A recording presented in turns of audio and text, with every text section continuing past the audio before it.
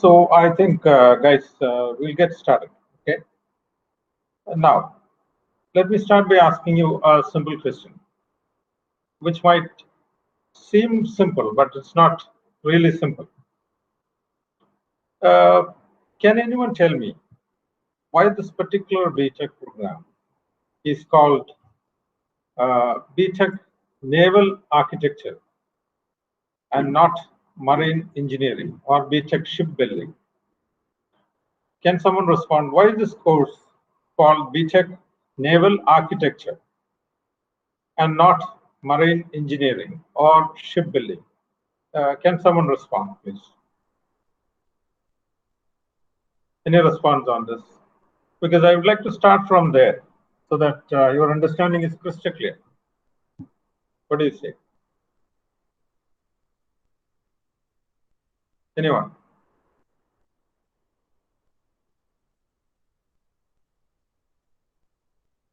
Open for responses. Hello? Somebody please respond.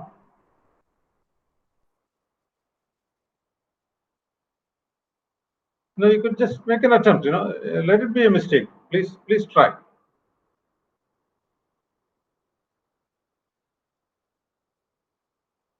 Hello? If you're waiting for somebody else to respond, nobody would respond. So someone respond.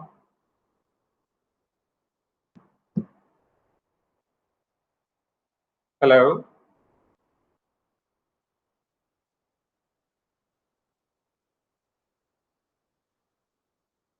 Am I audible? Can you hear me? Hello? Sir, it's audible. Yes, sir, audible. Okay. Why don't you try, make an attempt? Who is speaking now? അപ്പൊ എന്റെ ചോദ്യം ഇതാണ്, മലയാളത്തിൽ ചോദിക്കാം.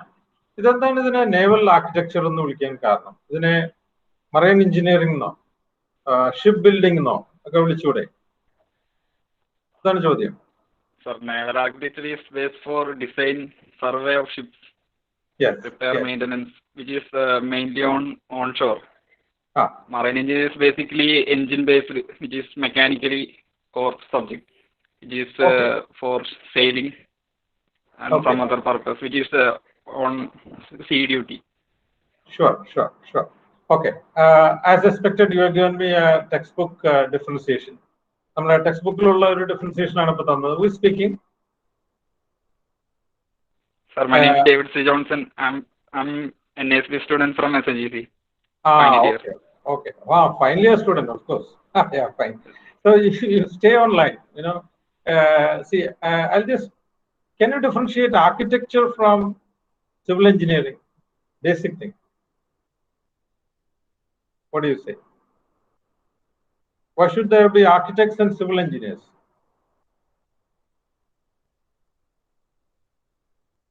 Any guess?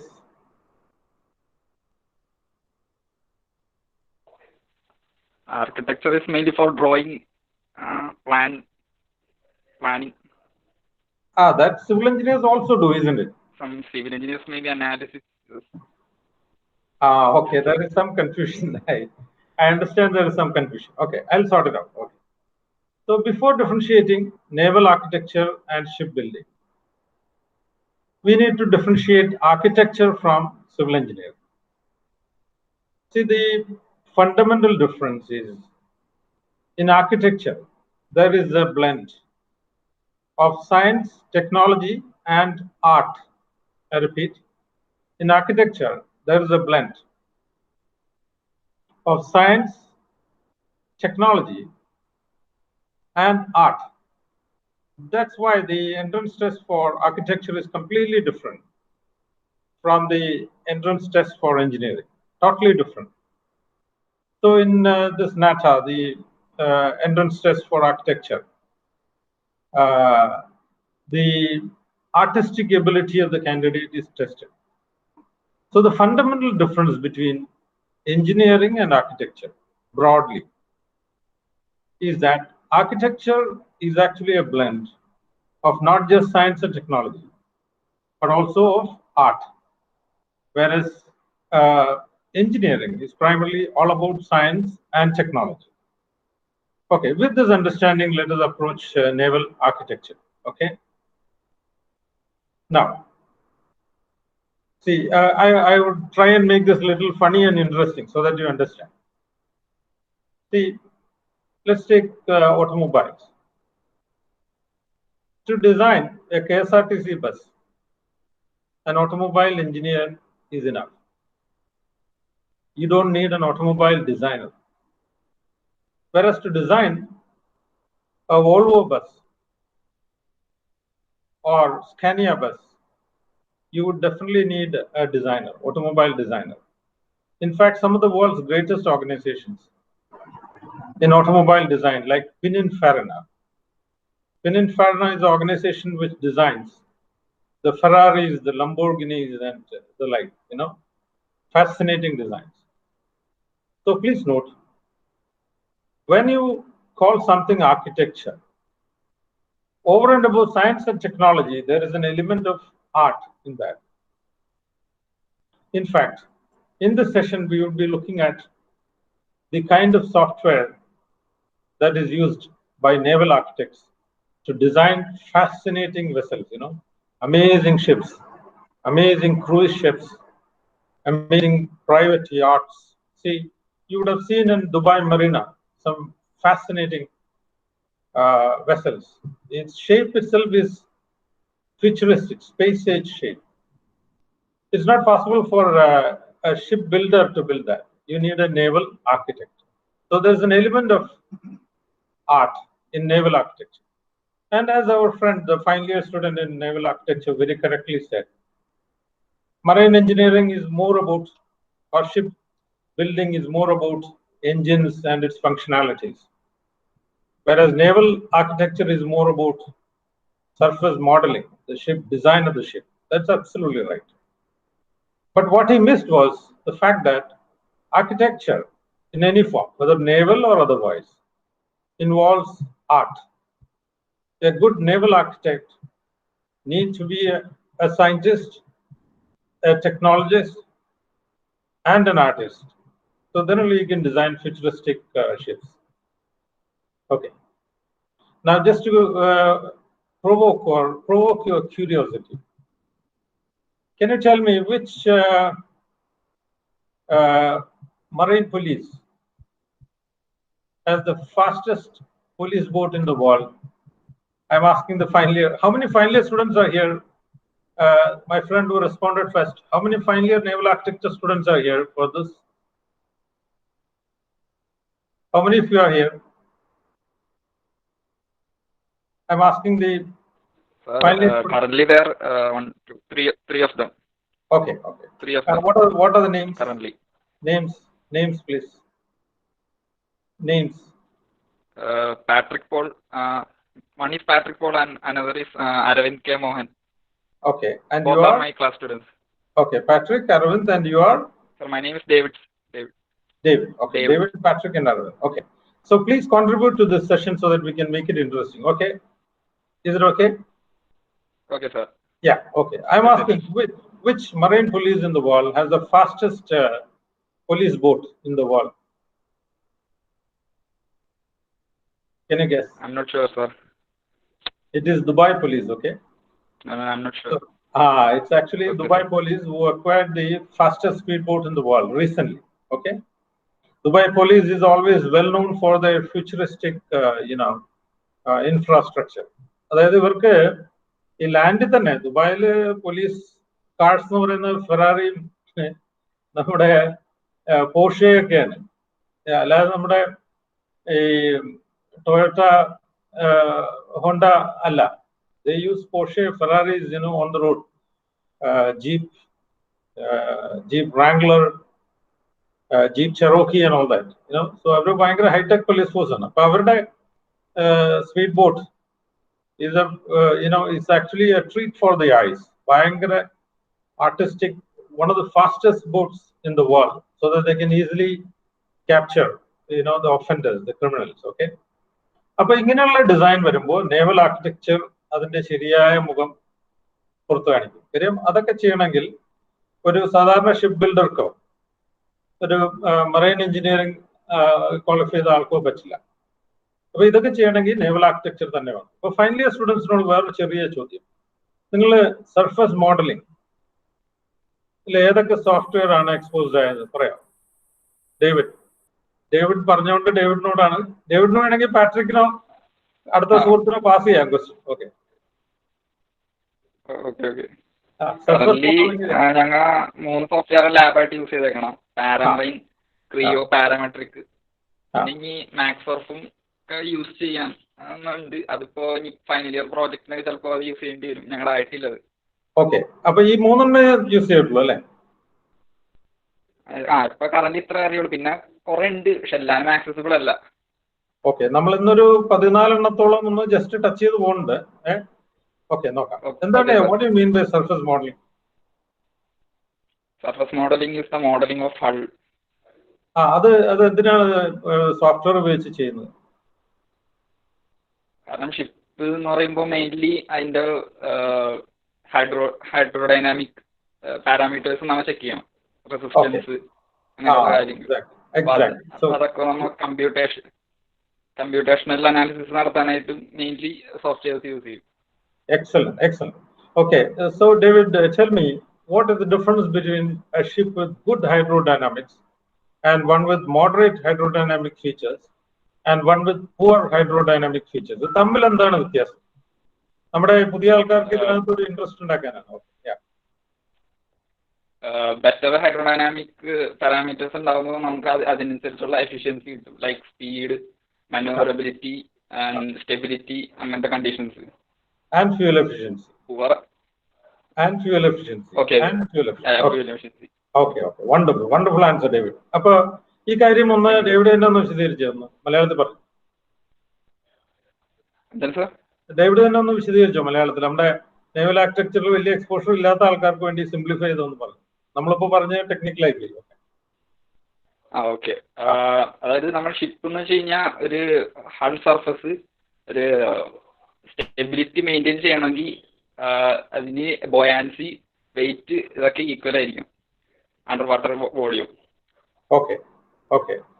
Stable കണ്ടീഷനിൽ, positive stable കണ്ടീഷനിൽ നിൽക്കുള്ളൂ. അതായത് ചുരുക്കത്തിൽ പറഞ്ഞാൽ നല്ല ഹൈഡ്രോഡൈനാമിക്സ് ഉള്ള ഒരു വെസല് വളരെ ഫ്യൂൽ എഫിഷ്യന്റ് ആയിട്ടും ഫാസ്റ്റ് ആയിട്ടും സ്റ്റേബിൾ ആയിട്ടും മനൂവറബിൾ ആയിട്ടും മൂവ് ചെയ്യും അല്ലേ? ശരിയല്ലേ ഡേവിഡ്? ഇതിൽ എന്തെങ്കിലും കുറവ് വന്നാൽ ഈ ഫീച്ചേഴ്സിനെ എല്ലാം ബാധിക്കും. ഫ്യൂൽ എഫിഷ്യൻസിയെ ബാധിക്കും, സ്റ്റെബിലിറ്റിയെ ബാധിക്കും, മനൂവറബിലിറ്റിയെ ബാധിക്കും, സേഫ്റ്റിയെ ബാധിക്കും അല്ലേ? ശരിയല്ലേ David? Am I right? Okay. അപ്പൊ ഫോർ ദ ന്യൂ കമേഴ്സ്, ഈ നേവൽ ആർക്കിടെക്ട് എന്ന് പറഞ്ഞ ആള് ഈ പറഞ്ഞ ഹൈഡ്രോഡൈനാമിക്സിലും ഒരുപാട് സോഫ്റ്റ്വെയർ, ഹൈഡ്രോഡൈനാമിക്സിൽ ഏതെങ്കിലും സോഫ്റ്റ്വെയർ യൂസ് ചെയ്തോ ഡേവിഡ്? ഇല്ല സാർ, അത് ഇതുവരെ വന്നിട്ടില്ല. ഓക്കെ, നമ്മൾ ഇന്ന് ചുമ്മാ ഒന്ന് ടച്ച് ചെയ്യുന്നുണ്ട്, ഓടിച്ച്. നമുക്കിന്ന് ആപ്പാടെ 1 hour ഉള്ളൂ, കാര്യമായിട്ട് നോക്കാൻ സമയമില്ല. ഓക്കെ, ഓടിച്ചു പോവാം. അതൊക്കെ നമ്മൾ അവസരം കിട്ടുകയാണെങ്കിൽ നിങ്ങൾ എക്സ്പോഷർ എവിടെയൊക്കെ കിട്ടും നോക്കണം കേട്ടോ. നമ്മൾ പഠനം നമ്മുടെ ക്ലാസ് റൂമിൽ അവസാനിക്കുന്നില്ല. പഠനം ശരിക്കും ക്ലാസ് റൂമിന് പുറത്താണ്, അതറിയാലോ അല്ലേ? ലോകത്തെ ഏറ്റവും മികച്ച എഡ്യൂക്കേഷനിസ്റ്റ് ഒക്കെ പറഞ്ഞിട്ടുള്ളത് വിദ്യാഭ്യാസം എന്ന് പറഞ്ഞാൽ നമ്മൾ ക്ലാസ് റൂമിന് പുറത്ത് ചെയ്യുന്ന കാര്യങ്ങളാണ്. അതെങ്ങനെയുണ്ട്? ശരിയാണോ? അപ്പൊ ഇതൊക്കെ നമ്മൾ ഞാനൊന്ന് ഇൻസ്പയർ ചെയ്യാനും കൂടെയാണ്, നിങ്ങൾ 3 പേരെ ഇൻസ്പയർ ചെയ്യാനാണ് ഇനി എന്തൊക്കെ പഠിക്കണം എന്നുള്ളത്. ഓക്കെ. അപ്പോ ഈ പറഞ്ഞ naval architect is A amazing technocrat. പുള്ളി ഒരു ഭയങ്കര മജീഷ്യനാണ്. നേവൽ ആർക്കിടെക്ട് ഡിസൈൻ ചെയ്ത ഷിപ്പ് എന്ന് പറഞ്ഞാൽ വളരെ സ്റ്റേബിൾ ആയിട്ടും ഫാസ്റ്റ് ആയിട്ടും ഫ്യൂൽ എഫിഷ്യന്റ് ആയിട്ടും സേഫ് ആയിട്ടും ഈവൻ ടർബുലന്റ് ആയിട്ടുള്ള വാട്ടേഴ്സിലൂടെ ഒക്കെ മൂവ് ചെയ്യും. അല്ലാത്ത ആള് ചെയ്ത ഷിപ്പ് ഒന്നിൽ സ്പീഡില്ല, അല്ലെങ്കിൽ അത് മറിയും, അല്ലെങ്കിൽ അതിന് മനൂവറബിൾ അല്ല, അത് പെട്ടെന്ന് തിരിക്കാനും വിളയ്ക്കാനും പറ്റില്ല, ഇങ്ങനെയൊക്കെയുള്ള പ്രശ്നങ്ങൾ ഉണ്ടാവും. ഇത്രയും സിമ്പിൾ ടേംസ്. ഇതിനകത്ത് നേവൽ ആർക്കിടെക്ചറിനെ കുറിച്ച് ഒന്നും അറിയാത്ത ആൾക്കാർ ഉദ്ദേശിച്ചുള്ള ഒരു ഇൻട്രൊഡക്ഷൻ ആണ്. ഇപ്പൊ നേവൽ ആർക്കിടെക്ട് ഡിസൈൻ ചെയ്ത ഷിപ്പ് കാണാനുണ്ടാവും. അത് സേഫ് ആയിരിക്കും, സ്റ്റേബിൾ ആയിരിക്കും, മനൂവറബിൾ ആയിരിക്കും, ഫാസ്റ്റ് ആയിരിക്കും, ഫ്യൂൽ എഫിഷ്യന്റ് ആയിരിക്കും. അത് നേവൽ ആർക്കിടെക്ട് ഇൻവോൾവ് അല്ലാത്ത ഒരു ഷിപ്പ് ബിൽഡിംഗ് യാർഡിൽ നിന്ന് വരുന്ന ഷിപ്പായിരിക്കും, വെള്ളത്തിൽ ഫ്ലോട്ട് ചെയ്യുകയൊക്കെ ചെയ്യും, മൂവ് ചെയ്യും, ഒന്നും കുഴപ്പമൊന്നുമില്ല. ഫ്യൂൽ എഫിഷ്യൻസി അത്ര നന്നായിരിക്കില്ല, സ്പീഡ് അത്ര കാണില്ല, സ്റ്റെബിലിറ്റി കുറവായിരിക്കും, സേഫ്റ്റി കുറവായിരിക്കും. ഇതൊക്കെയാണ് പ്രശ്നം. അപ്പൊ ഏതാണ്ട് David, is this a good introduction to naval architecture? What do you say? Your comments, David? Yes, sir. It is. Okay. Okay. നമുക്ക് പാട്രിക്കിനെയൊക്കെ ഒന്ന് പങ്കെടുപ്പിക്കണം കേട്ടോ. ഓക്കെ. പറയാം. അടുത്ത ക്വസ്റ്റ്യൻ ഞാൻ പാട്രിക്കിന് ഇടാൻ പോവാണ്. നോക്കട്ടെ. I want to hear his sound at least. Okay. അപ്പോ ഇതിന്റെ ജോബ് പ്രോസ്പെക്ട്സ് എവിടെയൊക്കെയാണ് ഡേവിഡ്? അല്ലെങ്കിൽ അത് നമുക്ക് പാട്രിക്കിന് വിടാം. Patrick, you tell me, where do you get jobs? പറയാം. യെസ് സാർ, നമുക്ക് ഷിപ്പ് യാർഡിൽ തന്നെ നമുക്ക് കുറേ ഓപ്പർച്യൂണിറ്റീസ് ഉണ്ട്. അതായത് നമുക്ക് ഡിസൈൻ ഫീൽഡിൽ വർക്ക് ചെയ്യാം, അതുപോലെ കൺസ്ട്രക്ഷൻ ഫീൽഡിൽ വർക്ക് ചെയ്യാം, പിന്നെ സർവേയിങ്, പിന്നെ റിസർച്ച് സെന്റേഴ്സിൽ വർക്ക് ചെയ്യാം, പിന്നെ എഡ്യൂക്കേഷൻ ഇൻസ്റ്റിറ്റ്യൂഷൻസിൽ വർക്ക് ചെയ്യാം. അങ്ങനെ ഒരുപാട് ഓപ്പർച്യൂണിറ്റീസ് ഉണ്ട്. ഓക്കെ. അപ്പൊ ഞാൻ സ്പെസിഫിക് ആയിട്ടൊരു ചോദ്യം പാട്രിക്കിനോട് ചോദിക്കുകയാണ്. ക്ലാസിഫിക്കേഷൻ എന്ന് പറഞ്ഞ മേഖലയിൽ ഒരുപാട് അവസരങ്ങൾ നമുക്കുണ്ട്. എന്താണ് ആ മേഖല? ക്ലാസിഫിക്കേഷൻ സൊസൈറ്റീസ് ആണോ? അതെ. What is this IRS and what is Lloyd's? Sir, Indian register of shipping, അതായത് ഇന്ത്യയിൽ നിർമ്മിക്കുന്ന ഒരു ഷിപ്പ് ഇന്ത്യൻ ഫ്ലാഗ് സ്റ്റേറ്റ് കിട്ടുന്നതിന് വേണ്ടി ഒരു ക്ലാസിഫിക്കേഷൻ സൊസൈറ്റിയാണ് Indian register of shipping. So അവരുടെ ക്ലാസ് റൂൾസ് യൂസ് ചെയ്ത് കുറെ റൂൾസ് ആൻഡ് റെഗുലേഷൻസ് നമ്മൾ യൂസ് ചെയ്തിട്ടാണ് ഓരോ ഷിപ്പും നമ്മൾ കൺസ്ട്രക്ട് ചെയ്യുന്നത്. അപ്പോൾ കൺസ്ട്രക്ഷൻ്റെ ഓരോ ഫീൽഡിലും അവർ സർവേയേഴ്സിനെ അയച്ചിട്ട് അത് റെഗുലറായിട്ട് ചെക്ക് ചെയ്തുകൊണ്ടിരിക്കും. സോ അവർ അപ്രൂവ് ചെയ്താൽ മാത്രമാണ് നമുക്ക് ഷിപ്പ് ലോഞ്ച് ചെയ്യാൻ പറ്റുള്ളൂ. എക്സലന്റ്. അവിടെ നമുക്ക് തൊഴിലവസരം ഉണ്ടോ? നേവൽ ആർക്കിടെക്ട്സിന് അവിടെ ജോബ്? അവിടെ ഉണ്ട്. അതന്നെ. ഓക്കെ. ലോയിഡ്സ് എന്താണ് ഈ ലോയിഡ്സ്? സാർ, അതൊരു ഇതുപോലെ തന്നെ വേറൊരു ക്ലാസിഫിക്കേഷൻ സൊസൈറ്റിയാണ്. അത് ഇന്റർനാഷണൽ, അവരുടേതായ റൂൾസ് ആൻഡ് റെഗുലേഷൻസ് ഉണ്ട്. And that's the world's leading, ലോകത്തെ ഏറ്റവും ലീഡിംഗ് ക്ലാസിഫിക്കേഷൻ സൊസൈറ്റി, ലോകത്തെ number 1, Lloyds. Okay. Lloyds register of shipping. Okay. അവിടെ നമുക്ക് അവസരങ്ങളുണ്ട്. ഓക്കെ. അപ്പൊ നമ്മളിപ്പോ ഷിപ്പ് യാർഡ്സ് ആയി, ക്ലാസിഫിക്കേഷൻ ആയി, വേറെ ടീച്ചിങ് ആയി, വേറെ എവിടെയാ ഓപ്പർച്യൂണിറ്റി ഉള്ളത്? Surveying department. Okay, fine. What about logistics? ലോജിസ്റ്റിക്സിൽ നമുക്ക് എന്താണ് ഓപ്പണിംഗ് വരിക?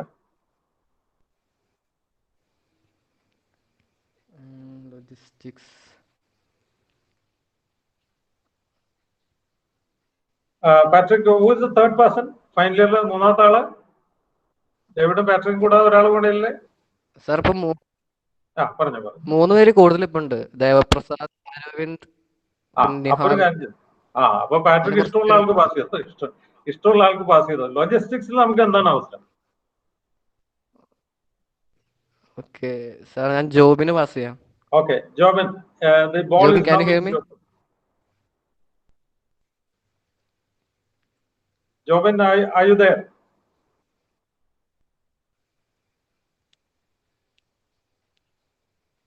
Jobin, are you there?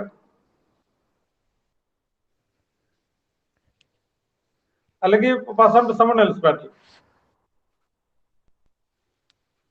Arvind. Okay, Arvind, the question is, what is the opening that a naval architect can get in the logistics industry?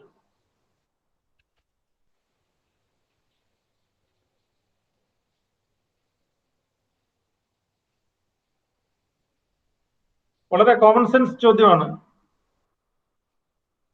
പക്ഷെ നമുക്കറിയാം common sense is actually a misnomer, it's a rare sense അല്ലേ? Common sense എല്ലാവരും വിളിക്കുന്നെങ്കിലും. അപ്പൊ Aravind, what do you say?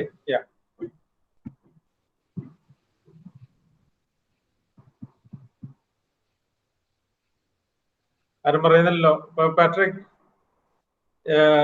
anyone else, we can pass it on. Devaprasad. ഒരാളും മിണ്ടുന്നില്ല. അത് അറിഞ്ഞൂടെങ്കിൽ അറിഞ്ഞില്ലെന്ന് പറഞ്ഞോ, കുഴപ്പമില്ല. അതുമില്ല, നമുക്ക് വേണമെങ്കിൽ അറ്റംപ്റ്റ് ചെയ്യാം, തെറ്റാം, കുഴപ്പമൊന്നുമില്ല. പറഞ്ഞോ. The question again is, what is the opportunity that a naval architect can get in the logistics industry?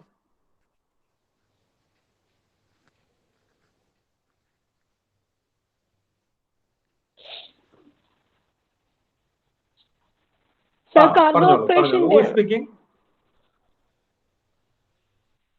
Donna final year ആണോ? Very good. അപ്പൊ ഫൈനൽ ഇയേഴ്സ് പറയാത്ത ഒരെണ്ണത്തിന്റെ ആൻസർ പറഞ്ഞു. Okay, very good. ഡോണ പറഞ്ഞോളൂ. Cargo ഓപ്പറേഷൻസില് അതെ പറ്റും. Logistics എന്ന് പറഞ്ഞാൽ cargo operation ആണല്ലോ. അതിൽ എന്താണ് റോൾ എന്നാണ് ചോദ്യം. എന്താണ് ജോലി? അതിന്റെ ഇപ്പൊ കാർഗോ ഓപ്പറേഷൻസിന്റെ ഇടയിൽ ഈ ഷിപ്പിന്റെ സ്റ്റെബിലിറ്റിയും കാർഗോ ഇപ്പം ക്രെയിൻസ് യൂസ് ചെയ്യുമ്പോഴുള്ള അവിടെയെല്ലാം സ്റ്റെബിലിറ്റിയുടെ ഇഷ്യൂസ് നോക്കുന്നത്. Exactly. See, in logistics, the most important issue is the stability of the vessel, okay? Capacity of the vessel and its ability to handle different types of cargo. Like, appo adoru naval architect aanu inde correct judge. Sheriyale? Donna, wonderful answer. You've answered something which even the final years did not answer. Very good. Thank you very much. Thank you. Okay. Moving on. See, if you look at what is the average starting salary of a naval architect, back to our friend Patrick.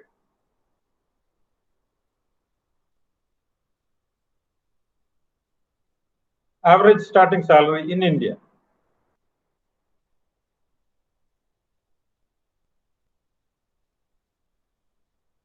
Back to Patrick.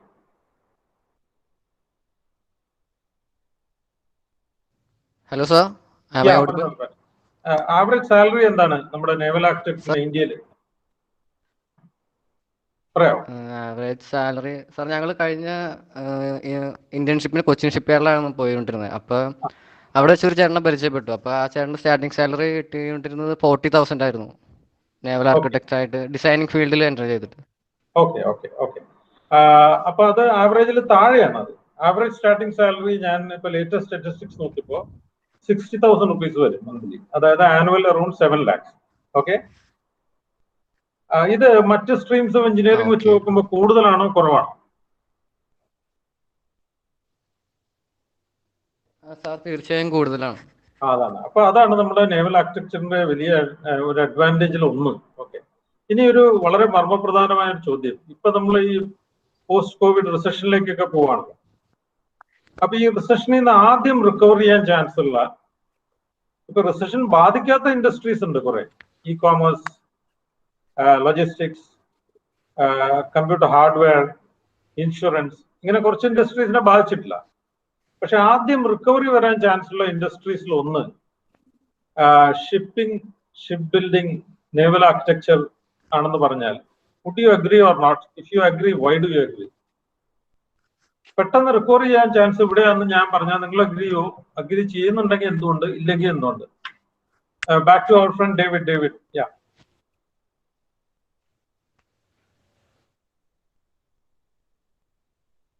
so I am saying the sector will recover quickly. Why or why not?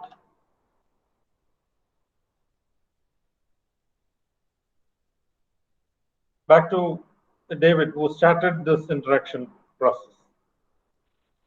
Sir, I couldn't clearly heard it. Can you repeat it? ഞാൻ മലയാളത്തിൽ ചോദിക്കാം. അതായത് ഈ recession ബാധിക്കാത്ത ചില industries ഉണ്ട്. അതായത് E commerce, ഈ ജെഫ് ബെസോസ് ഒക്കെ ലോകത്തെ ഏറ്റവും വലിയ മില്യണയർ ആയിക്കൊണ്ടിരിക്കുകയാണ്. കാര്യം ഇ കോമേഴ്സ് ഒക്കെ ബൂം ചെയ്യാം, ഓൺലൈൻ ഷോപ്പിങ്ങും അതും ഇതൊക്കെ. അപ്പൊ ഇങ്ങനെ ഈ കോവിഡ് ബാധിക്കാത്ത കുറച്ച് ഇൻഡസ്ട്രീസ് ഉണ്ട്. കമ്പ്യൂട്ടർ ഹാർഡ്വെയറിനെ ബാധിച്ചിട്ടില്ല, ഇൻഷുറൻസിനെ ബാധിച്ചിട്ടില്ല. പക്ഷേ റിക്കവറി ഏറ്റവും ഫാസ്റ്റ് ആയിട്ട് വരുന്ന ഒരു ഏരിയ ഷിപ്പ് ബിൽഡിങ്ങും നേവൽ ആർക്കിടെക്ചറും ആണെന്ന് ഞാൻ പറഞ്ഞാൽ അത് ശരിയോ തെറ്റോ? ഓൾമോസ്റ്റ് ശരിയാണ്. വൈ?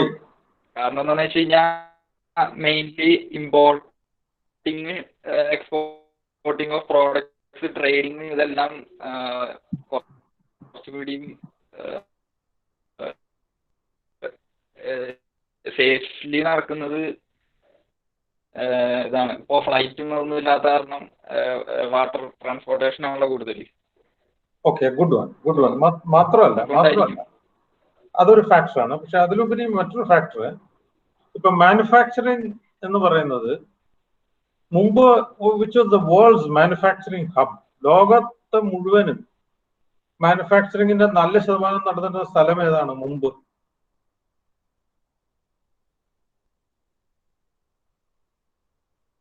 ഡേവിഡ്, ലോകത്താകെയുള്ള മാനുഫാക്ചറിങ്ങിന്റെ നല്ല ശതമാനം നടന്നിരുന്ന സ്ഥലം എവിടെയാണ്? Manufacturing hub of the world അല്ല, മാനുഫാക്ചറിങ് ഷിപ്പല്ല, മാനുഫാക്ചറിങ് ജനറൽ ആയിട്ട് പറയാം. മാനുഫാക്ചറിങ് ലോകത്ത് ഉത്പാദനം ഏറ്റവും അറിയില്ല സാർ. അല്ല, അത് വളരെ ക്ലിയർ അല്ലേ? ചൈനയല്ലേ ലോകത്തിന്റെ മാനുഫാക്ചറിങ് ഹബ് എന്ന് പറഞ്ഞത് ഇതുവരെ? ഡേവിഡ്, ക്ലിയർ അല്ലേ? ഓക്കെ. പക്ഷെ ഭാവിയിൽ ചൈനയ്ക്ക് ആ സ്ഥാനം നഷ്ടപ്പെടും. കാര്യം ചൈനയ്ക്കെതിരെ ട്രേഡ് എംബാർഗോസ് ഒക്കെ വരികയാണ്. ചൈനയ്ക്ക് ഈ സ്ഥാനം ഗ്രാജുവലി നഷ്ടപ്പെടും. അപ്പൊ അങ്ങനെ വരുമ്പോ അത് മാനുഫാക്ചറിങ് എന്ന് പറയുന്നത് ലോകത്ത് പല നേഷൻസിലേക്ക് കോൺസെൻട്രേഷൻ വരും. ചൈന മാത്രം സാച്ചുറേറ്റ് ചെയ്തിരുന്നത് പല രാജ്യങ്ങളിലേക്ക് മാറും. ചൈനയ്ക്കെതിരെ ട്രേഡ് എംബാർഗോസ് ഒക്കെ ഭയങ്കരമായിട്ട് വരുന്നു. China is getting isolated in the world. ഇത് ഷിപ്പിംഗ് ഇൻഡസ്ട്രിയെ പോസിറ്റീവായിട്ട് ബാധിക്കുമോ നെഗറ്റീവായിട്ട് ബാധിക്കുമോ? David, again common sense question.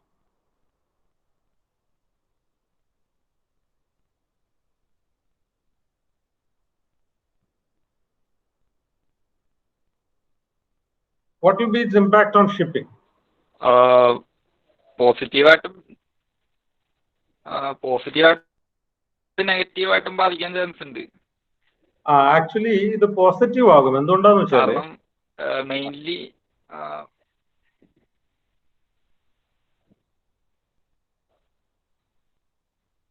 Positive എന്ന് പറയുമ്പോൾ ഓരോ കൺട്രീസിനും അവരവരുടെ പ്രൊഡക്ഷൻ രീതികളിലേക്ക് വരാൻ പറ്റും, മറ്റുള്ള കൺട്രീസിനെ ഡിപ്പെൻഡ് ചെയ്യാതെ. എക്സാക്ട്ലി. അതായത് നമ്മള് കറക്റ്റ്. മാത്രമല്ല ഈ മറ്റു പല രാജ്യങ്ങൾക്കും സബ്സ്റ്റാൻഷ്യലായിട്ട് എക്സ്പോർട്ടിങ്ങിലേക്ക് വരാൻ പറ്റും. അതായത് ചൈനയിൽ നിന്ന് വലിയ ബൾക്ക് കണ്ടെയ്നേഴ്സിൽ ബൾക്ക് ഷിപ്പിംഗ് നടന്നിരുന്ന കേസ് ഇപ്പൊ പല രാജ്യങ്ങളിലേക്ക് മാനുഫാക്ചറിങ് ഡിസ്ട്രിബ്യൂട്ട് ചെയ്യപ്പെടും. അപ്പൊ ഷിപ്പിങ്ങിന്റെ ഫ്രീക്വൻസി വളരെ കൂടും. അതായത് ഒറ്റ ഡെസ്റ്റിനേഷനിൽ നിന്ന് ബൾക്ക് ഷിപ്മെന്റ് ആയിട്ട് വന്നുകൊണ്ടിരുന്നത് പല ഡെസ്റ്റിനേഷൻസിൽ മാനുഫാക്ചറിങ്ങും പല ഡെസ്റ്റിനേഷൻസിൽ ഡിസ്ട്രിബ്യൂഷനും. അപ്പൊ ഷിപ്പിംഗ് കാര്യമായിട്ട് വളരും. ആക്ച്വലി എപ്പോഴും ഒരു ഹബ് ഓറിയന്റഡ് ആയിട്ടുള്ള ബിസിനസ് എന്ന് പറഞ്ഞാൽ കൂറ്റൻ ഷിപ്പുകളിൽ കുറച്ച് ഷിപ്പിംഗ് റൂട്ട്സിലാണ് ഓപ്പറേഷൻ വരിക. മനസ്സിലായി ഈ പോയിന്റ്? ഡേവിഡിന് മനസ്സിലായി? പോയിന്റ് കിട്ടിയോ?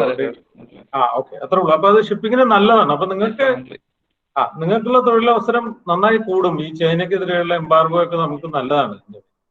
ഓക്കെ, ഇനി ഞാൻ നേരത്തെ പ്രോമിസ് ചെയ്ത് സോഫ്റ്റ്വെയർ ഒക്കെ ജസ്റ്റ് ഒന്ന് ഓടിച്ചൊന്ന് കാണിച്ചു തരാം.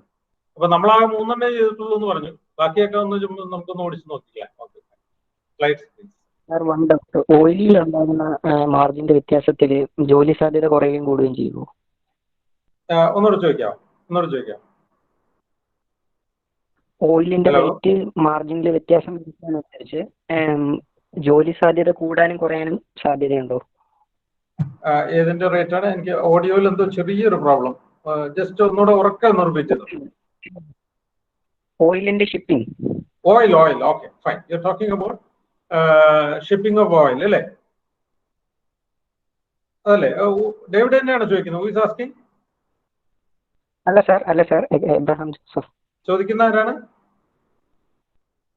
Abraham Joseph. Okay, fine. See guys, നമ്മള് ഈ ബൾക്ക് ഷിപ്പിംഗ് ഉണ്ടല്ലോ, അത് എപ്പോഴും number of trips and number of shipping operations കുറയും. ഇപ്പൊ പല ഡെസ്റ്റിനേഷൻസിലായിട്ട് മാനുഫാക്ചറിങ് ഡിസ്ട്രിബ്യൂട്ടഡ് ആവുകയും പല ഡെസ്റ്റിനേഷൻസിലായിട്ട് ഡിസ്ട്രിബ്യൂഷൻ വരികയും ചെയ്യുമ്പോൾ ഷിപ്പിംഗ് വല്ലാതെ കൂടും. ഇതിന് നമ്മൾ ഒരു സിമ്പിൾ റിയൽ ലൈഫ് എക്സാമ്പിൾ പറയുകയാണെങ്കിൽ, ഇപ്പോ ബാംഗ്ലൂരും കൊച്ചിയും തമ്മിൽ കണക്ട് ചെയ്ത് 10-60 കമ്പാർട്ട്മെന്റ് ഉള്ള ഒരു 10 ട്രെയിൻ ഡെയിലി ഓടുക എന്ന് വെച്ചു. അപ്പൊ ഈ 10 ട്രെയിനിലുള്ള ഓപ്പർച്യൂണിറ്റീസ് മാത്രമേ ഉള്ളൂ. 10 ട്രെയിനിന്റെ ലോക്കോ ഡ്രൈവേഴ്സും ഈ TTEസും മാത്രമേ അവിടെ ജോബ് ഓപ്പർച്യൂണിറ്റി ഉള്ളൂ. ഇതിന് പകരം ട്രെയിൻസിന്റെ എണ്ണം കുറവും 10-200 വോൾവോ ബസ്സസ് ഓടുകയാണെങ്കിൽ എത്രയോ പേർക്ക് അവിടെ എംപ്ലോയ്മെന്റ് കിട്ടും. ഇപ്പൊ എപ്പോഴും ബൾക്കെന്ന് മാറി ഡിസ്ട്രിബ്യൂട്ടഡ് മാനുഫാക്ചറിങ് ആൻഡ് മാർക്കറ്റിംഗ് വരുമ്പോൾ എല്ലാ ലോജിസ്റ്റിക്സ് ഓപ്പറേഷൻസും കൂടും. അപ്പൊ നമുക്ക് അവസരങ്ങൾ വളരെ കൂടും. അപ്പോൾ ഈ ഓയിൽ റിലേറ്റഡ് ആയിട്ടുള്ള പ്രോസസ്സിലും നമ്മുടെ destinations and point of origin അത് കുറയുമ്പോഴാണ് ഷിപ്പിങ്ങിലെ അവസരങ്ങൾ കുറയുക. നമ്പർ ഓഫ് ഡെസ്റ്റിനേഷൻസ് കൂടുമ്പോൾ എപ്പോഴും വളരെയധികം കൂടും. അപ്പൊ ആക്ച്വലി ഇനി സംഭവിക്കാൻ പോകുന്നത് മാനുഫാക്ചറിങ് ഹബ് എന്ന് പറയുന്നത് ചൈനയിൽ നിന്ന് മാറി ഒരുപാട് രാജ്യങ്ങളിലേക്കാകും. അപ്പൊ ഷിപ്പിംഗ് ഭയങ്കരമായിട്ട് ബൂം ചെയ്യും. I hope you agree with me, or do you agree or disagree? ശരിയാണോ? Okay, fine. അപ്പൊ നമുക്ക് ആ സോഫ്റ്റ്വെയർ ഒന്ന് ഓടിച്ചു നോക്കാം. സ്ലൈഡ്സ്.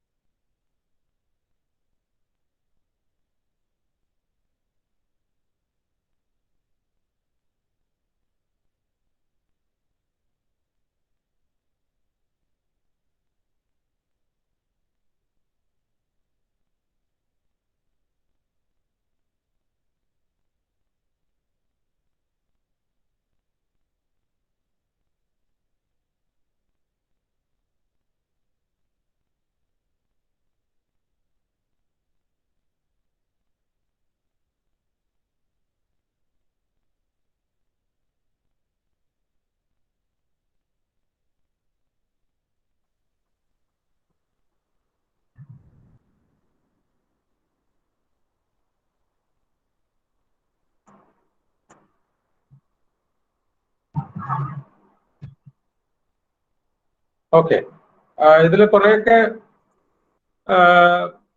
നിങ്ങൾ നോക്കിയിട്ടുണ്ട്. അപ്പോൾ surface modelling and stability analysis തന്നെയാണ് ഏറ്റവും പ്രധാനപ്പെട്ട ഏരിയ ഈ സോഫ്റ്റ്വെയർ യൂസ്. അപ്പൊ ഇതിൽ നമ്മളിവിടെ എക്സ്പോഷർ കിട്ടുന്ന വളരെ നമ്മുടെ കരിക്കുലം, നമ്മുടെ ഈ Kerala technology university curriculum may give you exposure to only few of them. നമുക്ക് ബാക്കിയുള്ളത് നമ്മൾ എവിടെ അവൈലബിൾ ആണോ അവിടെ നമ്മളത് പഠിക്കാൻ ശ്രമിക്കണം. അപ്പൊ അങ്ങനെയുള്ള ലേണിംഗ് നമ്മൾ വളരെ ഹെൽപ്പ് ചെയ്യും. അപ്പൊ ഇതൊക്കെ ഇപ്പൊ what you see here, NAPA, Rhino, ഇതൊക്കെ പുതിയ മാക്സ്വെൽ മോഡൽ നിങ്ങൾക്ക് അറിയാം. ഇപ്പൊ പുതിയ സർഫസ് മോഡലിംഗിലും സ്റ്റെബിലിറ്റി അനാലിസിസിലുള്ള സോഫ്റ്റ്വെയർ ആണ്. അമിത് ചെയ്തിട്ടുണ്ടോ? Amit, hello. David, have you done this? Anyone final years? ഇല്ല. ഓക്കെ, അപ്പൊ ഇതൊക്കെ അവൈലബിലിറ്റി നോക്കുക. എന്നിട്ട് ഓക്കെ, ഇത് ചുമ്മാ നമ്മളെ ഓടിച്ചു നോക്കിയാൽ തന്നെ നമ്മളൊരു ഇന്റർവ്യൂവിന് പോകുമ്പോ നമുക്ക് ഇതൊക്കെ ഒന്ന് പറയാൻ പറ്റിക്കഴിഞ്ഞാൽ നമുക്ക് സെലക്ഷൻ കിട്ടും. കാര്യം ഇതൊക്കെ നമ്മൾ അപ്ഡേറ്റ് ചെയ്തിരിക്കുന്നു. അപ്പൊ ജസ്റ്റ് ഇതൊക്കെ ഇതിനെക്കുറിച്ച് നമ്മൾ അങ്ങനെ ഫുൾ കോഴ്സ് ചെയ്തില്ലെങ്കിൽ പോലും നമ്മൾ ജസ്റ്റ് ഒന്ന് അതിന്റെ ഇൻട്രൊഡക്ടറി പാർട്ട് നോക്കിയാൽ തന്നെ ഒരു ഇന്റർവ്യൂവിൽ നമുക്ക് പെർഫോം ചെയ്യാൻ പറ്റും. Next slide. ഇപ്പൊ ഹൈഡ്രോഡൈനാമിക്സ് റെസിസ്റ്റൻസ് കാൽക്കുലേഷനിൽ ആൻസിയ ഫ്ലൂവന്റ് ഒക്കെ നിങ്ങൾ ചെയ്തിട്ടുള്ളതാണ്. ഷിപ്പ് ഫ്ലോ ഇതിലും അമിറ്റ് ഉണ്ട്, സ്റ്റാർ CCM. അപ്പൊ ഇതൊക്കെ ചുമ്മാ ഒന്ന് ഓടിച്ച് നോക്കി പോവാ. ഈ resistance calculation and hydrodynamic analysis നേരത്തെ നമ്മുടെ സുഹൃത്ത് ഡേവിഡ് വളരെ ക്ലിയർ ആയിട്ട് എക്സ്പ്ലെയിൻ ചെയ്തതാണ് for the new comers. Basically നമ്മൾക്ക് ഇതിനകത്തുള്ള ഒരു വലിയ അഡ്വാൻറ്റേജ് എന്ന് പറയുന്നത് ഈ this particular stream of BTech is getting so advanced in terms of technology, in terms of use of software, and it offers you specialized jobs with very high average salary, with very reputed and large organizations. ഇപ്പൊ നമുക്കറിയാം Cochin shipyard തന്നെ കേരളത്തിലെ ഏറ്റവും വലിയ public sector ഓർഗനൈസേഷൻസിൽ ഒന്നാണ്. അതുപോലെയുള്ള വളരെ വലിയ ഓർഗനൈസേഷൻസിൽ റെസ്പെക്ടബിൾ ആയിട്ടുള്ള ജോബ്സും നല്ല സാലറിയും. അത് നമ്മുടെ BTech നേവൽ ആർക്കിടെക്ചറിന്റെ ഒരു യുണീക്ക് ഫീച്ചറാണ്. അപ്പൊ അതുകൊണ്ട് അത് നല്ലൊരു ചോയ്സ് ആണ്.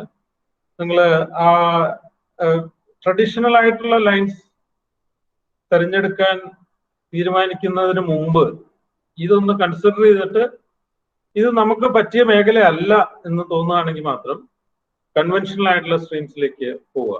Next slide. Okay, sea keeping, manoeuvring, diffraction analysis എന്താണെന്ന് പറയാമോ ഡേവിഡ്?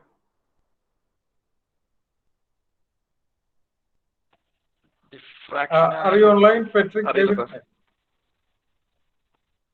Okay. See, അത് മനൂവറിംഗിന്റെ ഒരു ഭാഗമാണ്. ജോബിൻ, യെസ്, യാ. ജോബിൻ ഒന്നും മിണ്ടുന്നില്ല.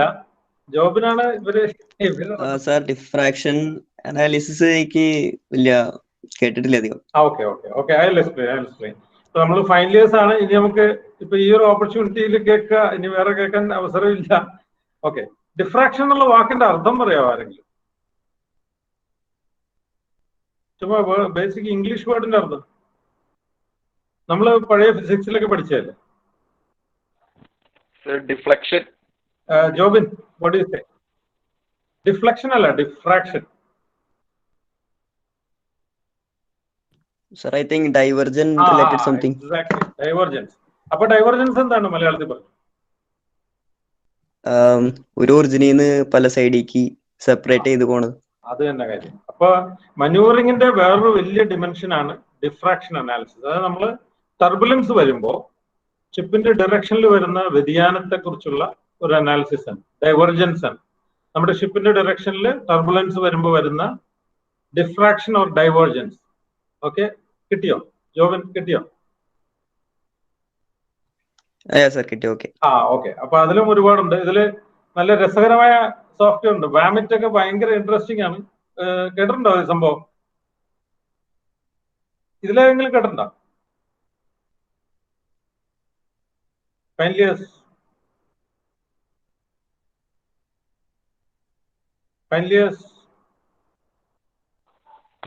വാമിറ്റ് കേട്ടിട്ടില്ല. സർ, വാമിറ്റ് കേട്ടിട്ടില്ല. സ്റ്റാർ CCA കേട്ടിട്ടുണ്ടോ? Okay, fine. അപ്പൊ ഡിഫ്രാക്ഷൻ അനാലിസിസിൽ എന്തെങ്കിലും ഒരു സോഫ്റ്റ്വെയറിനെ കുറിച്ച് ഒന്ന് ഇത്തിരി പഠിച്ച് ഡിഫ്രാക്ഷൻ അനാലിസിസ് എന്താണെന്നും കൂടെ പഠിച്ചിട്ട് വേണം ഇന്റർവ്യൂവിന് പോകാൻ. വളരെ ഇമ്പോർട്ടന്റ് ഏരിയ ആണ്. ഫൈനലിയേഴ്സ്, നിങ്ങൾക്ക് നിങ്ങളുടെ ഇന്റർവ്യൂവിൽ സഹായിക്കാനും കൂടിയാണ് നമ്മുടെ ഈ session. Okay, is it okay?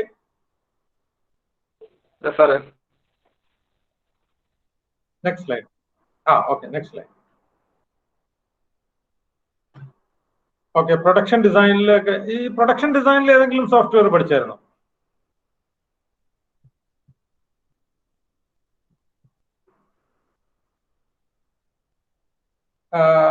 Patrick, Jobin. Okay, now Jobin is the latest candidate. Okay, Jobin, ഇതേതെങ്കിലും കേട്ടിട്ടുണ്ടോ?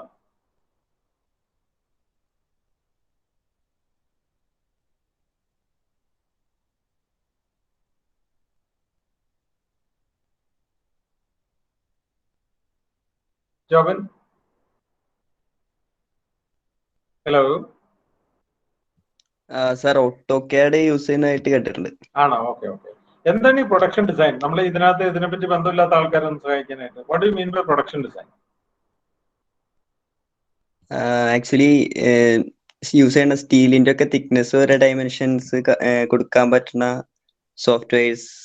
എക്സാക്ട്ലി. അതായത് ഓരോ ബീമിന്റെയും ഓരോ പാനലിന്റെയും സ്ട്രെങ്തും അതിന്റെ റെസിസ്റ്റൻസും ഒക്കെ അസസ് ചെയ്യാനും അത് സേഫായിട്ട് ഇന്റഗ്രേറ്റ് ചെയ്യാനുമുള്ള സഹായിക്കുന്ന സോഫ്റ്റ്വെയർ അല്ലേ? അതിൽ ഓട്ടോകാഡ് ആണ് കേട്ടിട്ടുള്ളത് അല്ലേ? അല്ല, ഓട്ടോകാഡ് യൂസ് ചെയ്യുന്നുണ്ട് കേട്ടിട്ടുണ്ട്. Okay, fine. ഇതിനകത്ത് സ്പെഷ്യലൈസ് സാധനങ്ങളാണ് ഈ താഴെ കിടക്കുന്നത് കേട്ടോ. എംഫോറാൻ, ന്യൂപാസ്, കെഡ്മാറ്റിക്, നാപ്പ സ്റ്റീൽ, സോ മെനി അതേഴ്സ്. ഇതൊക്കെ ചുമ്മാ ഒന്ന് ഓടിച്ചു നോക്കിയേക്കാം ഇന്റർവ്യൂവിന് പോണതിന് മുമ്പേ. ഇനി ഏതെങ്കിലും ഒന്നിൽ ഇൻട്രസ്റ്റ് വന്നതാണെങ്കിൽ ഡീപ്പായിട്ട് പഠിക്കുകയും ചെയ്യാം. Okay, so well. അപ്പോൾ ഓവറോൾ നമ്മൾ അസസ് ചെയ്ത back to me. Slides close ചെയ്തിട്ട്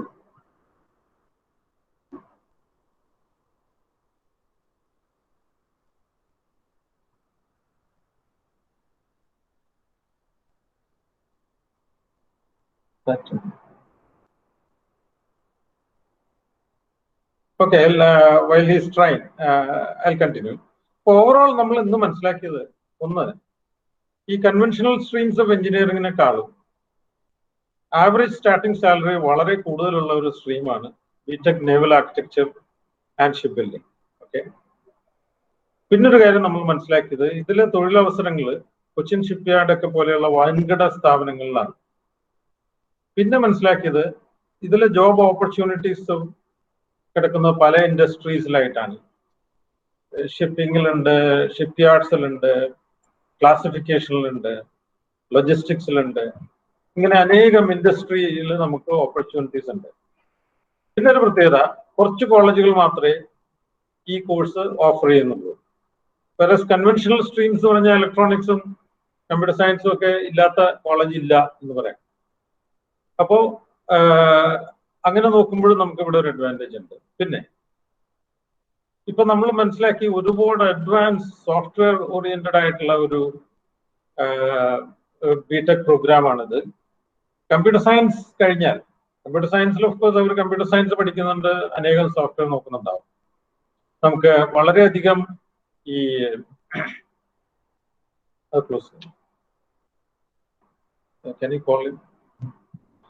അപ്പൊ നമുക്ക് വളരെയധികം സോഫ്റ്റ്വെയർ എക്സ്പോഷർ ഉള്ള ഒരു മേഖല കൂടിയാണ് ഇത്. അപ്പോ മാത്രമല്ല, നമ്മൾ ടച്ച് ചെയ്യുന്ന സോഫ്റ്റ്വെയർ ഒക്കെ ഭയങ്കര അഡ്വാൻസ് ഫ്യൂച്ചറിസ്റ്റിക് ആയിട്ടുള്ള സോഫ്റ്റ്വെയർ ആണ്. ഇപ്പൊ നമ്മുടെ കേരള ടെക്നോളജി യൂണിവേഴ്സിറ്റി കരിക്കുലത്തിൽ വളരെ കുറച്ചേ വന്നിട്ടുള്ളൂ എന്ന് ഞാൻ മനസ്സിലാക്കി. അപ്പൊ ഫൈനൽ ഇയേഴ്സിനോട് എനിക്ക് സജസ്റ്റ് ചെയ്യാനുള്ളത്, നമ്മൾ ഈ പുതിയ ഏറ്റവും സ്പെഷ്യലൈസ്ഡ് ആയിട്ടുള്ള സോഫ്റ്റ്വെയറിനെ കുറിച്ച് പരമാവധി മനസ്സിലാക്കാനും പരമാവധി ടു ദ എക്സ്റ്റെന്റ് പോസിബിൾ പഠിച്ചിട്ട് ഇന്റർവ്യൂവിന് പോകാനും ശ്രമിക്കുക. അപ്പൊ ഇന്റർവ്യൂസിലൊക്കെ ഈ പേര് പറഞ്ഞാൽ തന്നെ നമ്മളിപ്പോ പറഞ്ഞ സോഫ്റ്റ്വെയർസിന്റെ ഒക്കെ പേര് മെൻഷൻ ചെയ്യാതെ തന്നെ അത് നമുക്കൊരു അഡ്വാൻറ്റേജ് ആയിട്ട് വരും. അപ്പൊ അങ്ങനെ നമ്മൾ പരമാവധി ഈ ഓപ്പർച്യൂണിറ്റി ഉപയോഗിക്കുക. So my advice to those who are now looking for a BTech is to choose a stream which is unique, which has less competition, which has higher starting salaries, which offers openings in large public sector and private sector organizations, which is international and universal in nature. ഇത് പറഞ്ഞ കാര്യങ്ങളൊക്കെ കൂടി ചേർന്ന് വരുന്ന ഒരു സംഭവമാണ് naval architecture and shipbuilding. So I would suggest this particular stream for all those BTech aspirants in future. അപ്പൊ ഇതിനകത്ത് നമ്മൾ ഈ കടലിൽ പോകേണ്ടി വരില്ലേ? കടലിൽ പോലെ ഭയങ്കര റിസ്കി അല്ലേ? ഭയങ്കര സീ സിക്നസ് ഉണ്ടാവില്ലേ? നോസിയേറ്റിംഗ് അല്ലേ? കടലിലൊന്നും പോകേണ്ട ആവശ്യം വരണമെന്നൊന്നുമില്ല. നമ്മൾ ഷിപ്പ് യാർഡ്സിലാകാം, ലോജിസ്റ്റിക്സ് കമ്പനികളിൽ കരയിൽ ജോബാകാം. കടലിൽ പോകണമെന്ന് നമുക്ക് താല്പര്യം ഉണ്ടെങ്കിൽ കടലിലും പോവാം. അത്രയുള്ളൂ അതിന്റെ കാര്യം. Now the session is open for questions. Questions ഉണ്ടെങ്കിൽ ചോദിക്കാം, പ്ലീസ്. നമ്മുടെ ഫൈനൽ ഇയേഴ്സ് ഒന്ന് ഇനിഷ്യേറ്റ് ചെയ്താൽ കൊള്ളാം. ഡേവിഡ് പാട്രിക് ഒക്കെ ഒന്ന് തുടങ്ങി കൊടുത്തോ, ചോദ്യങ്ങൾ വല്ലതും ഉണ്ടെങ്കിൽ. നമ്മുടെ ടൈം ഓൾമോസ്റ്റ് സ്റ്റാർട്ട് ചെയ്ത് കൊടുത്തു. എന്തെങ്കിലും ക്വസ്റ്റ്യൻസ് ഉണ്ടോ? സാർ, ഒരു നേവൽ ആർക്കിടെക്ട് ഒരു മറൈൻ എഞ്ചിനീയർ ആവുന്നതിൽ എന്താണ് ഒരു അഭിപ്രായം?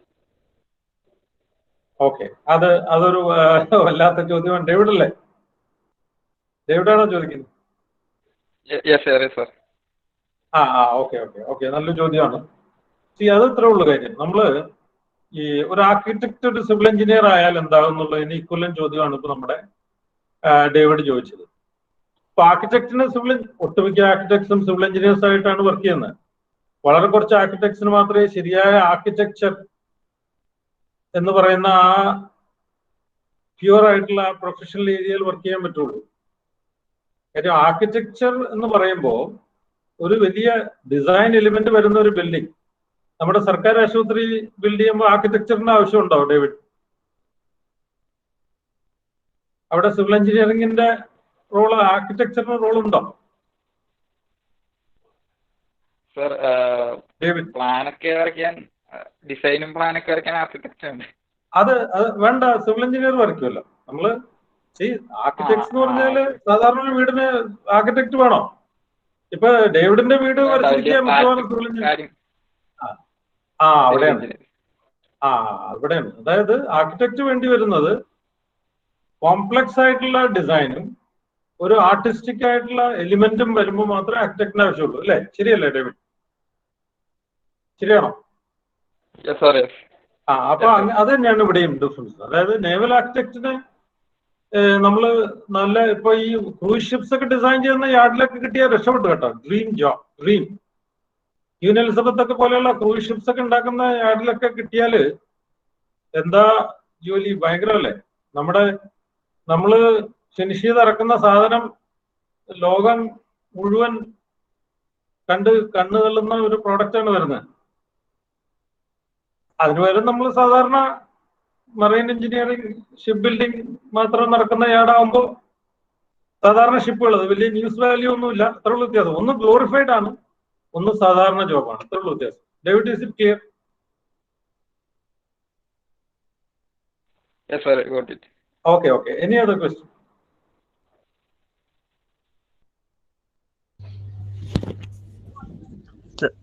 ഹലോ സാർ, ബിടെക് നേവൽ ആർക്കിടെക്ട്സിന് ശേഷം പുറത്ത് MSc ചെയ്യാനുള്ള ഓപ്പർച്യൂണിറ്റീസിനെ കുറിച്ച് ഒന്ന് പറയാമോ? Very good question, very good. Okay, who is asking? ചോദിക്കുന്ന ജോബിൻ. ഓക്കെ ഗൈസ്, നമ്മള് വെളിയിൽ ചെയ്യാം. അതില് മിഷിഗൻ ഒക്കെ ഉണ്ടല്ലോ, MS യൂണിവേഴ്സിറ്റി ഓഫ് മിഷിഗൻ, പിന്നെ UK സ്ട്രാത്ക്ലൈഡ്, അങ്ങനെയുള്ള യൂണിവേഴ്സിറ്റീസിലൊക്കെ MS കിട്ടിയാൽ your life is made. University of മിഷിഗനിലൊക്കെ ഒന്ന് ട്രൈ ചെയ്ത് നോക്കുക. നമ്മുടെ അവിടെ നിന്നൊക്കെ ഒരാൾക്കെങ്കിലും കിട്ടിക്കഴിഞ്ഞാൽ വൻ സംഭവമാണ്. ലോകത്തെ ഏറ്റവും നല്ല MS പ്രോഗ്രാംസ് ഉള്ള സ്ഥലങ്ങളാണ്. സോ ആക്ച്വലി അതിന്റെ ഒരു സ്ലൈഡ് ഉണ്ടായിരുന്നു, ആ യൂണിവേഴ്സിറ്റീസിന്റെ സ്ലൈഡ് നമുക്കൊന്ന് കാണിച്ചു കൊടുക്കാം. അതിൽ international universities slide. Unfortunately we are running out of time, അതുകൊണ്ടാണ്. അല്ലെങ്കിൽ ഞാനൊന്ന് ഈ ഇന്റർനാഷണൽ യൂണിവേഴ്സിറ്റീസ് എല്ലാം കാണിച്ചു തന്നേനെ. Try, please do try. Sir, one more doubt. Sir, പുറത്തൊക്കെ പ്ലേസ്മെന്റ്സ് അത്ര കൊടുക്കുന്നില്ല എന്ന് കേട്ടോ. അപ്പൊ നമുക്ക് തന്നെ ജോബ് കണ്ടുപിടിക്കാനും സീക്ക് ചെയ്യാനൊക്കെ ഒരുപാട് ബുദ്ധിമുട്ടുണ്ടായിരിക്കും. Okay, that's a good one. ഇപ്പൊ ഈ പറഞ്ഞ മേഖലയില് ജോലി ഐഡന്റിഫൈ എന്ന് പറഞ്ഞാൽ ഇപ്പൊ എല്ലാവരും നെറ്റിൽ സെർച്ച് ചെയ്യാന്നുള്ളേ ഉള്ളൂ. അതിപ്പം ഏറ്റവും വലിയ കരിയർ കൺസൾട്ടന്റ് ആണെങ്കിലും അത് തന്നെ, നമ്മളൊരു സാധാരണ ഗ്രാജുവേറ്റ് സ്റ്റുഡന്റ് ആണെങ്കിലും അത് തന്നെ നെറ്റിൽ സെർച്ച് ചെയ്യാം. പക്ഷെ അവിടെയല്ല പ്രശ്നം. നമുക്ക് ഒരു റെഫറൻസും ഒരു ഇന്റർവ്യൂ കിട്ടാൻ ആയിട്ട് നമുക്ക് ഒരു നല്ല പ്രൊഫഷണൽ ഏജൻസിയുടെ ഹെൽപ്പ് ഉണ്ടെങ്കിൽ നന്നായിരിക്കും. എപ്പോഴും ഈ വലിയ ഓർഗനൈസേഷൻസ് ഏതെങ്കിലും പ്രൊഫഷണൽ HR കൺസൾട്ടൻസിയുടെ സർവീസസ് ഉപയോഗിക്കും. അപ്പൊ നമുക്ക് അങ്ങനെ ഒരു ഏജൻസിയുടെ ഹെൽപ്പ് ഉണ്ടെങ്കിൽ ഏറ്റവും നന്നായിരിക്കും വലിയ ഓർഗനൈസേഷൻസ്, ഇന്റർനാഷണൽ ഓർഗനൈസേഷൻസ് കിട്ടാൻ. ബേസിക്കലി ജോബ് ഐഡന്റിഫൈ ചെയ്യാനൊന്നും വേണ്ട, അത് എല്ലാവർക്കും സെയിം റൂട്ട് തന്നെ. Simply search on the internet. അപ്പൊ ഇപ്പോ നിങ്ങളെ സഹായിക്കാൻ ക്രൈസ്ലർ ഫൈനലിയേഴ്സിനെ സഹായിക്കാനായിട്ട് ഞങ്ങളൊരു വ്യക്തമായ പ്ലാൻ ഇപ്പൊ ഇട്ടുകൊണ്ടിരിക്കുകയാണ്. We will be helping you out. നിങ്ങൾക്ക് ഇനി എത്ര മാസം ഉണ്ടോ ഫിനിഷ് ചെയ്യാൻ?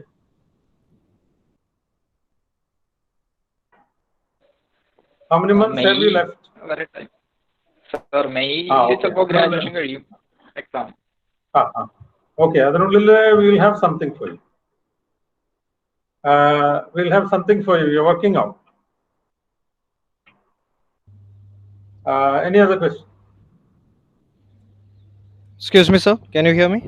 Yeah, sure. Ask. Yeah. Sir, Jai Hind. I'm Manu Shankar. Actually, I'm a naval architect from Mumbai.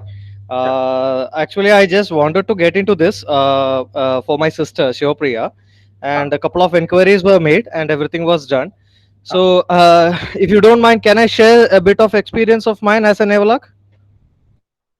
Experience as last part was not. As naval arch, can I just explain my experience? Yeah. ഞാൻ എൻ്റെ experience share ചെയ്യാമോ എനിക്ക്? It will be wonderful. Please go ahead. Yes, sir. Thank you, sir. And good afternoon to all. ഞാൻ മനു ശങ്കർ, വീട് കണ്ണൂരാണ്.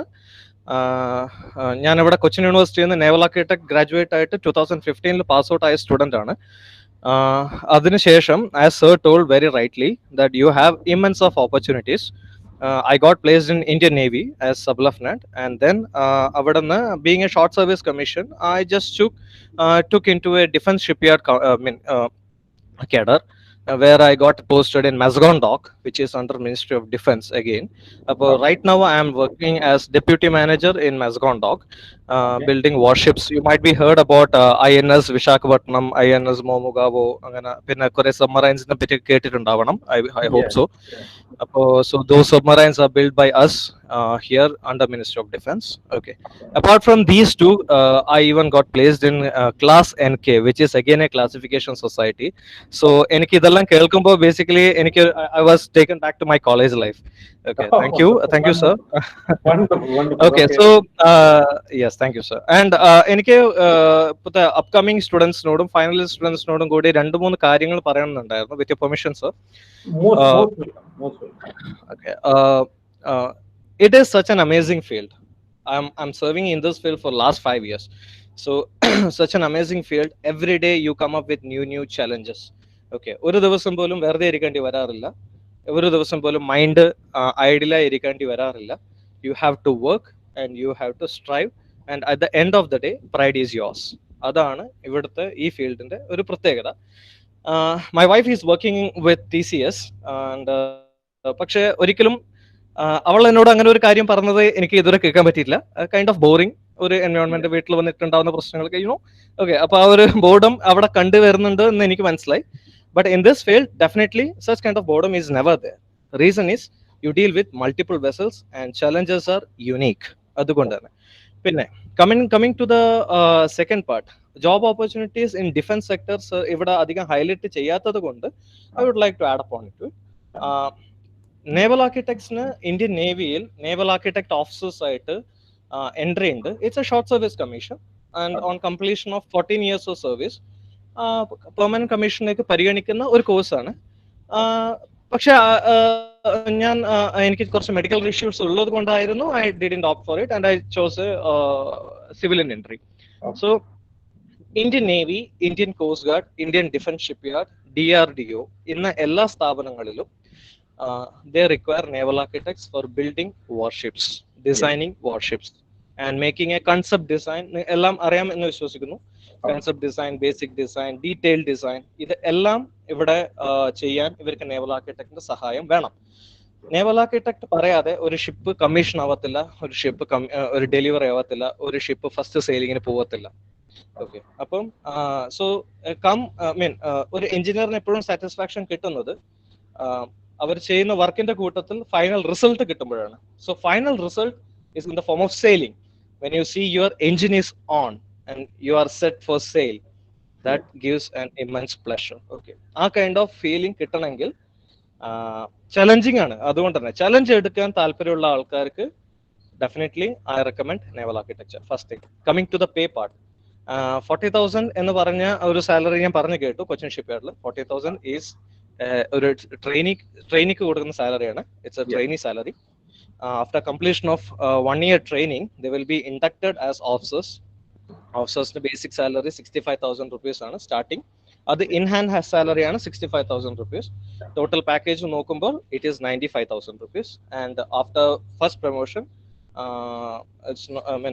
if I can add upon, I'm working as deputy manager. My package, total package in a government sector, being into a government sector, is 15.6 lakhs. ഇതെന്റെ total package ആണ്. Okay. So ഇത്രയും opportunities ഇന്ത്യയിലുണ്ട്. പിന്നെ how did I come to know about this field, അതും ഇതിന്റെ കൂട്ടത്തിൽ പറയാൻ ആഗ്രഹിക്കുന്നു. എന്റെ 2 cousins നേവൽ ആർക്കിടെക്ട്സ് ആണ്. അതുകൊണ്ട് നാച്ചുറലി ഞാൻ നേവൽ ആർക്കിടെക്ചർ ചൂസ് ചെയ്തു, ഇതിലേക്ക് എത്തിപ്പെട്ടു. അധികം ആൾക്കാർക്ക് അറിയാത്തത് കൊണ്ട് സാർ റൈറ്റ് ശരിക്കും പറഞ്ഞതുപോലെ തന്നെ there is no much of a competition. Okay. And when there is minimum and the requirement is no, when there is a minimum supply and maximum demand, definitely there are much better job opportunities. And പറയുന്നതാണ്. Sir, I have a doubt. How can you join to the defense? Yes. How much? Pardon? How can you join to the defense? Defense. Oh, very good. At least somebody turned up. Abraham. Thank you, Abraham. Okay.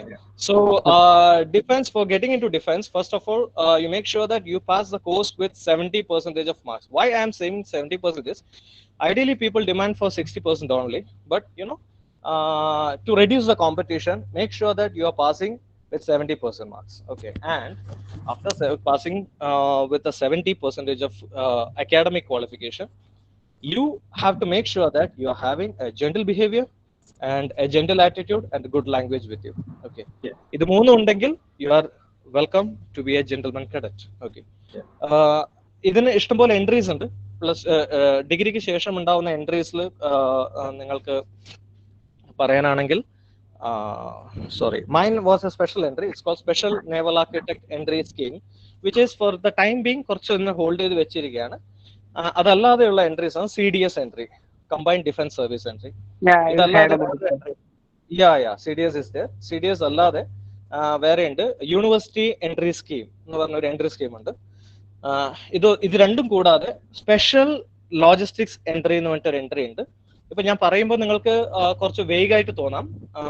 www.joinnausenabharati.nic.in. This is your site. ഇതാണ് നിങ്ങളുടെ bucket. ഇവിടെ പോവുക, ആവശ്യത്തിനുള്ള വെള്ളം കോരിയെടുക്കുക. ഇത് മാത്രമേ നിങ്ങൾക്ക് ചെയ്യാനുള്ളൂ. Okay, എല്ലാ ഇൻഫർമേഷനും yes. After completing naval architecture, you are given a buffer time of 2 years. For naval architecture, I'm passed out after +2. I want to join NAC. Sorry, I couldn't get you properly. Sir, can you repeat? Yeah.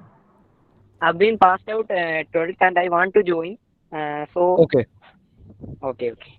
Okay. In that case, what you have to do is make sure that you are completing your naval architecture from this institute.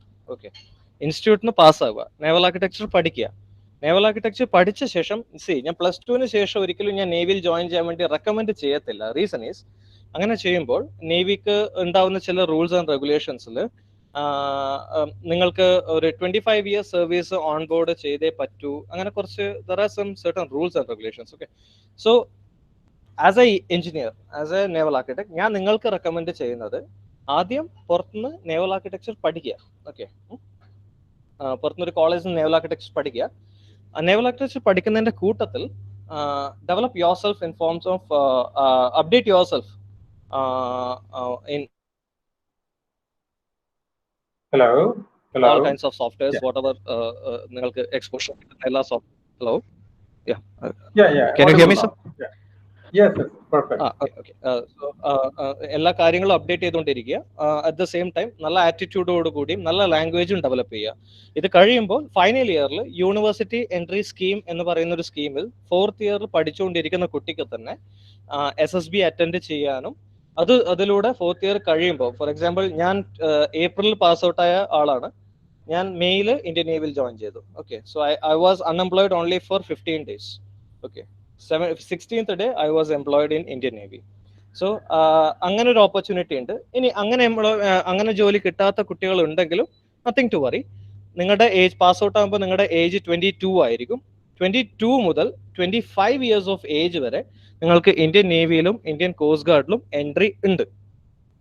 Okay, so എല്ലാവരും as A naval architecture student നമുക്ക് course കഴിയുമ്പോൾ naval architect എന്നൊരു പോസ്റ്റിൽ തന്നെ ആയിരിക്കുമോ ഈ CDS exam എഴുതി കഴിഞ്ഞ് നമുക്ക് കിട്ടുന്നത്, അതോ നോർമൽ ഓഫീസർ ആയിട്ട് തന്നെ ആയിരിക്കുമോ? നേവൽ ആർക്കിടെക്ചർ പഠിച്ച കുട്ടിക്ക് നേവിയിൽ കുറെ വിങ് ഉണ്ട്. എഡ്യൂക്കേഷൻ വിങ്, ലോജിസ്റ്റിക്സ് വിങ്, പിന്നെ അതുപോലെ തന്നെ NAD നേവൽ ആർമമെന്റ് വിങ്, പിന്നെ അതുപോലെ തന്നെ അങ്ങനെ ഒരു വിങ്ങില് സ്പെഷ്യൽ ആയിട്ട് നേവൽ ആർക്കിടെക്ചറിന് പോസ്റ്റ് ചെയ്യുന്ന വിങ് ആണ് naval constructors wing, NCW, naval constructors wing. അപ്പൊ നമുക്ക് നേവൽ ആർക്കിടെക്ചർ പഠിച്ചു കയറുന്ന കുട്ടികൾ ഡയറക്റ്റ് കൺസ്ട്രക്ടേഴ്സ് ആയിട്ടാണ് അവർ പോസ്റ്റ് ചെയ്യാറ്. Okay, so it's basically A technical cadre. Okay, technical, ഈ ടെക്നിക്കൽ എന്ന് പറയുന്നതിൽ കുറെ കേഡേഴ്സ് വരും. മെക്കാനിക്കൽ കേഡർ വരും, ഇലക്ട്രിക്കൽ കേഡർ വരും, ഇലക്ട്രോണിക്സ് കേഡർ വരും. അതുപോലത്തെ 4ാമത്തെ ഒരു കേഡറാണ് നേവൽ ആർക്കിടെക്ചർ. ഇപ്പൊ നേവൽ ആർക്കിടെക്ചർ പഠിച്ച കുട്ടികൾ നേവൽ ആർക്കിടെക്ചർ കേഡറിലേക്ക് മാത്രമേ പോസ്റ്റ് ചെയ്യത്തുള്ളൂ. ആൻഡ് നല്ലൊരു ഫാക്ട് വേണമെങ്കിൽ അതായിട്ടും പറയാം, ദാറ്റ് ബാക്കി ഇലക്ട്രിക്കൽ കേഡറിൽ വരുന്ന ആൾക്കാർക്കും മെക്കാനിക്കൽ വരുന്ന ആൾക്കാർക്കും ഇലക്ട്രോണിക്സ് വരുന്ന ആൾക്കാർക്കും കമ്പൽസറി സെയിലിംഗ് ഉണ്ട്. പക്ഷെ കൺസ്ട്രക്ടേഴ്സിനെ സംബന്ധിച്ചിടത്തോളം സെയിലിംഗ് ഈസ് നോട്ട് മാൻഡേറ്ററി. നിങ്ങൾക്ക് താല്പര്യം ഉണ്ടെങ്കിൽ സെയിൽ ചെയ്യാം, താല്പര്യമില്ലെങ്കിൽ സെയിൽ ചെയ്യണ്ട. ആ ഒരു ലിവറേജ് കിട്ടുന്ന ഒരു നല്ലൊരു ഓപ്പർച്യൂണിറ്റി കിട്ടുന്ന ഏക നേവൽ ഓഫീസേഴ്സ് വിങ് ആണ് NCW, naval constructors wing. Okay, yeah. Okay, sir. Thank you. Yeah, okay. Sir, I think I need to quit. ഞാനിപ്പോ ഓഫീസിലായിരുന്നു, സോ എന്റെ സിസ്റ്ററിന് വേണ്ടി ജോയിൻ ചെയ്തതാണ്. Anyways, thank you for the session. Sure. Okay. So I think, could I get your name again, please? It is Manu Shankar, sir. Manu Shankar. Okay. So I think Manu Shankar has given us a perfect closure and opened windows to the defense sector, which we didn't so far. We are looking at opportunities outside the defense services. Thank you very much, Shankar. Thank you very much. Thank you, sir. Jai Hind, sir. Okay. Yes, sir. Wonderful. Yeah. Thank you. Nice. So with that intro to the defense services as well, I think it's time to wind up this session. Thank you all. Thank you, sir. Thank you. Thank you, sir. Thank you very much. Thank you.